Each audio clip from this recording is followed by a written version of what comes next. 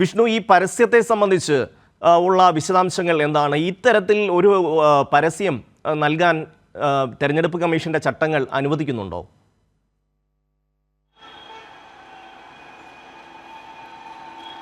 ഷമി, തീർച്ചയായിട്ടും വലിയ തലത്തിലുള്ള വർഗീയത തന്നെയാണ് പരസ്യത്തിലൂടെ ഇപ്പോൾ നടത്തിയിരിക്കുന്നത്. ഒരു തരത്തിലും കേന്ദ്ര തെരഞ്ഞെടുപ്പ് കമ്മീഷന്റെ ചട്ടങ്ങൾ, തെരഞ്ഞെടുപ്പ് പെരുമാറ്റച്ചട്ടത്തിൽ ഇത് ഒരിക്കലും അംഗീകരിക്കാൻ കഴിയാത്തത് തന്നെയാണ്. എന്തായാലും വരുന്ന നിമിഷങ്ങളിൽ സമയങ്ങളിൽ ഈ ഇത്തരം പരസ്യത്തിനെതിരെയും കേന്ദ്ര തെരഞ്ഞെടുപ്പ് കമ്മീഷന് മുന്നിൽ പരാതി എത്തുമെന്നുള്ള കാര്യത്തിൽ ഒരു സംശയമില്ല. കാരണം നിലവിൽ തന്നെ വർഗീയ പരാമർശങ്ങൾക്കെതിരെ അല്ലെങ്കിൽ വിദ്വേഷ പ്രസംഗങ്ങൾക്കെതിരെ നിരവധി പരാതി കേന്ദ്ര തെരഞ്ഞെടുപ്പ് കമ്മീഷന് മുന്നിലുണ്ട്. അത് പ്രധാനമന്ത്രിക്കെതിരെ ആയാൽ പോലും നിരവധി പരാതികളാണ് തെരഞ്ഞെടുപ്പ് കമ്മീഷന് മുന്നിൽ നൽകുന്നത്. അപ്പോൾ സ്വാഭാവികമായിട്ടും ഇത്തരമൊരു പരസ്യം നൽകുമ്പോൾ അതിനെതിരെയുമുള്ള പരാതികൾ ഉയർന്നു വരും. ഇതിനോടൊപ്പം തന്നെ വിമർശനം ശക്തമായി തന്നെ ഉയർന്നു വരുന്നുണ്ട്. കാരണം പരസ്യത്തിലെ ആ വാചകം തന്നെയാണ് നിങ്ങളുടെ വോട്ട് എവിടെയാണ് ആഘോഷിക്കപ്പെടേണ്ടത്, ഇന്ത്യയിലാണോ പാകിസ്ഥാനിലാണോ എന്നതാണ് ആ പരസ്യത്തിൻ്റെ വാചകം എന്ന് പറയുന്നത്. അത് തന്നെ തികച്ചും വലിയ തലത്തിലുള്ള ഒരു വിദ്വേഷം ഉളവാക്കുന്ന